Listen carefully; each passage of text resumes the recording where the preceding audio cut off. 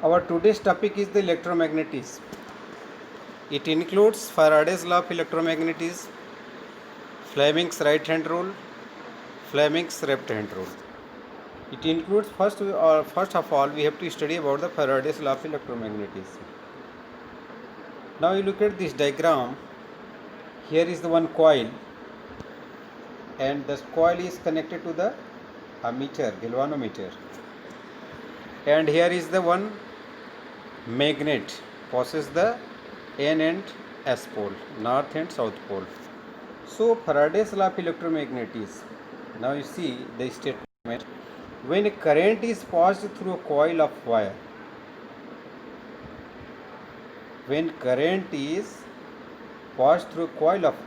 magnetic field is set up around the coil.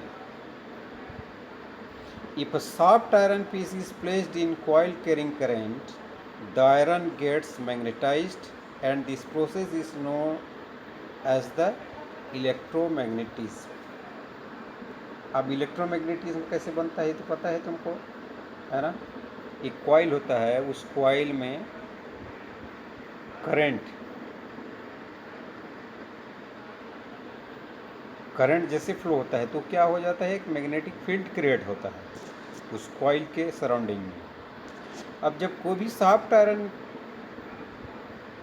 Piece या फिर magnet को placed किया जाता है, उस जो वायर करंट कैरिंग करता रहता है तो क्या हो जाता है, वो मैग्नेटाइज्ड हो जाता है. क्या हो जाता है, मैग्नेटाइज्ड हो जाता है. And this process is known as the electromagnetism. ये आप डायग्राम में देख रहे हैं कि जैसे इसमें करंट कैरिंग कॉइल है और इसमें हम इसको नॉर्थ और साउथ पोल को अपन मूव कराते हैं, हो जाता है, मैग्नेटाइज्ड हो जाता है. This is called the electromagnetism.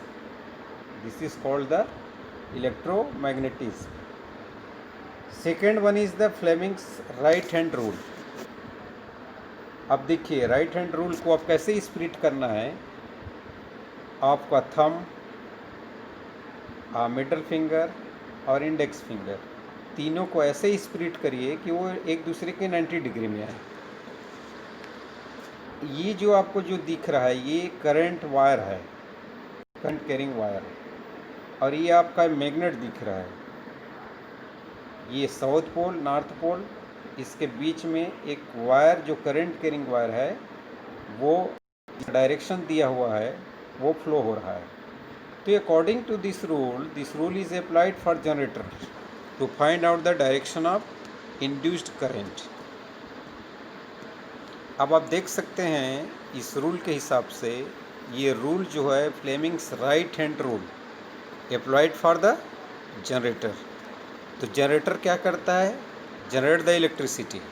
तो ये जनरेट इलेक्ट्रिसिटी किस डायरेक्शन में करंट इंड्यूस हो रहा है, उसको फाइंड आउट करने के लिए हम कौन सा रूल अप्लाई करते हैं, Fleming's right hand rule.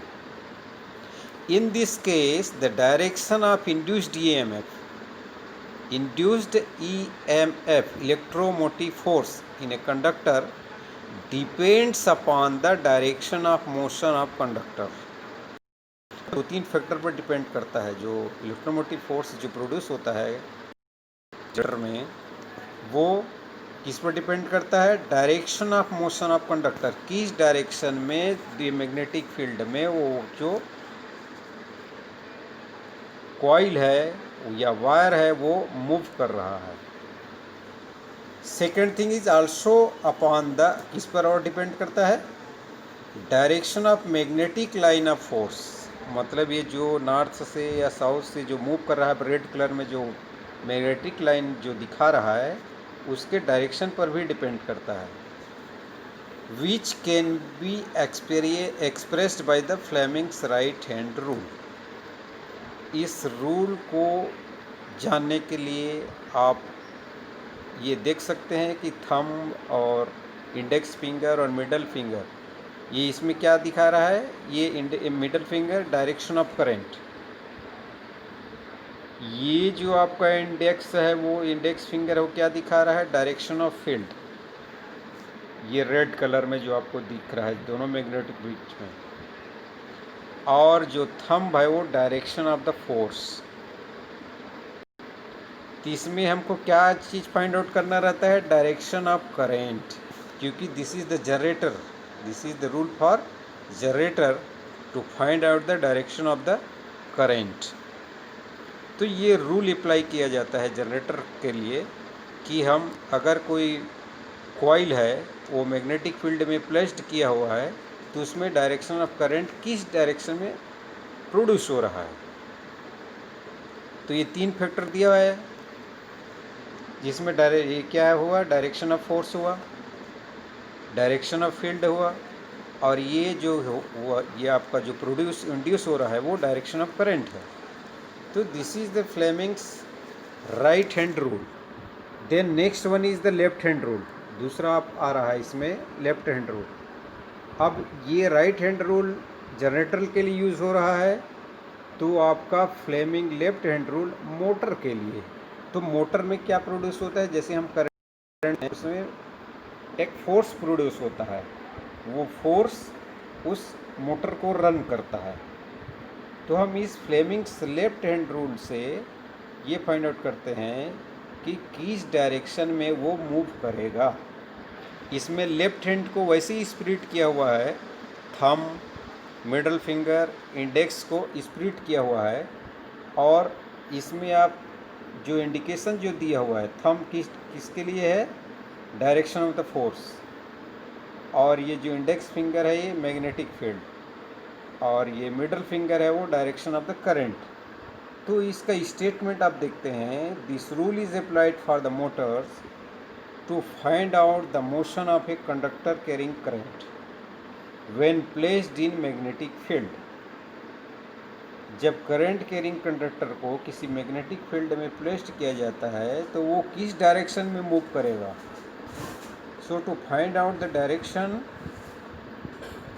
we have to apply it for the Fleming's left hand rule. In this case there is the definite relation between the magnetic line of force, direction of current and direction of the motion of conductor.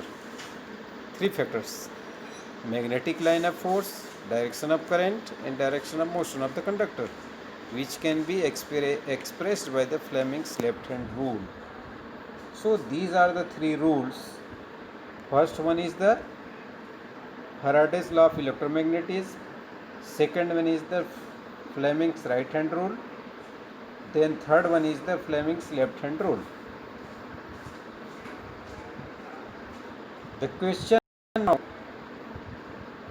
give one example of each which use Faraday's law of electromagnetism, the Fleming's left hand rule and Fleming's right hand rule. इसका example आपको देना है, this is the question part. और ये project work के लिए मैं अलग से आपको वीडियो सेंड करूँगा जिसमें रहेगा one lamp control from one switch. ये आपका प्रोजेक्ट वर्क होगा, हर महीने एक एक आपको प्रोजेक्ट वर्क देना है और उसको आप कंप्लीट करते रहिए।